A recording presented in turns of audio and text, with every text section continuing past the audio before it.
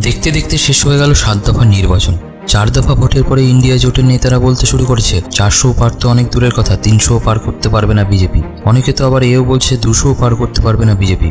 Vote গ্রহণ পর্ব চলাকালীন বনগাঁর এক জনসভা থেকে বড় দাবি করে মমতা বলেছে 200 আসনও পার করতে পারবে না বিজেপি।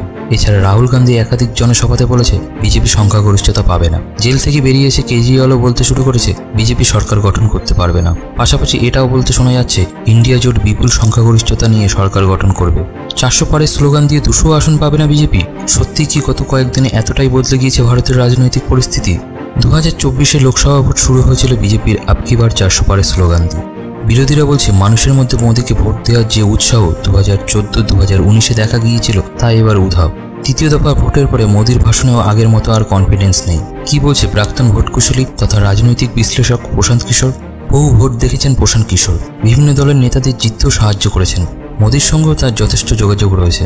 এক সাম্প্রতিক সাক্ষাৎকারে তিনি জানিয়েছেন 400 পার করার সম্ভাবনা নেই বিজেপি তথা এনডিএর। তার মতে এটা শুধুমাত্র বিজেপির একটা মনস্তাত্ত্বিক খেলা ছিল। এই স্লোগান দেওয়ার সময় তারা নিজেরাও জানতেন 400 পার করা সম্ভব নয়। তবে তার মানে এই নয় বিজেপি 200 আসনে নেমে যাবে। কিন্তু 400 পার কেন হবে না? পিকের মতে এটা কখনো হওয়ার ছিল না। তিনি বলেছেন সংসদে প্রথমবার মোদীজি বলেছিলেন বিজেপি 370 আসন পাবে এবং এনডিএ 400 আসন ছাড়িয়ে যাবে। তারপর থেকে নির্বাচন শুরু হওয়া পর্যন্ত বেশ কয়েক মাস ধরে সবাই বিজেপি 400 পাচ্ছে কিনা তা নিয়ে আলোচনা ব্যস্ত ছিল। তিনি জিতবেন না হারবেন সে নিয়ে কেউ প্রশ্ন করেননি। এভাবেই বিরোধীদের ওপর মনস্তাত্ত্বিক চাপ তৈরি করা হয়েছে। তবে গেরুয়া শিবির 200 আসনে নামবে না এই ঘটনা ঘটতে হলে উত্তর পশ্চিম ভারতে বিজেপিকে অন্তত 100 আসনে হারতে হবে। জমিতে এতটাও কোনো চমকপ্রদ পরিবর্তন ঘটেনি। অন্যদিকে দেশ জুড়ে যখন হাওয়া চলছে এবারও নরেন্দ্র মোদী প্রধানমন্ত্রী হবে, বিজেপি আবারও ক্ষমতায় আসবে, সংবাদ মাধ্যম এবং এক্সিট পোল যেখানে দেখাচ্ছে বিরোধীরা আসলে দুর্বল, মাথা তুলেই দাঁড়াতে পারবে না বিরোধী জোট ইন্ডিয়া, ঠিক সেখানেই সমাজকর্মী এবং রাজনৈতিক বিশ্লেষক যোগেন্দ্র যাদব হিসাব কষে দেখিয়ে দিয়েছে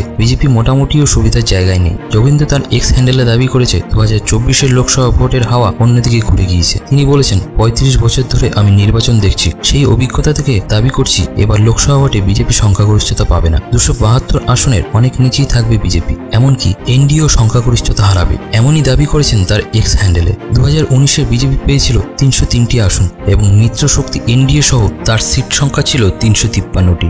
2024 ভোটে 2019 তুলনায় 100টি আসন হারাতে পারে বিজেপি, সে কথা তিনি হিসেব কষে দেখিয়ে দিয়েছেন। আপনাদের কি মনে হয় কে জিতবে 2024 লোকসভা ভোট? কে হবে আগামী দিনের প্রধানমন্ত্রী? অবশ্যই কমেন্টে জানাবেন।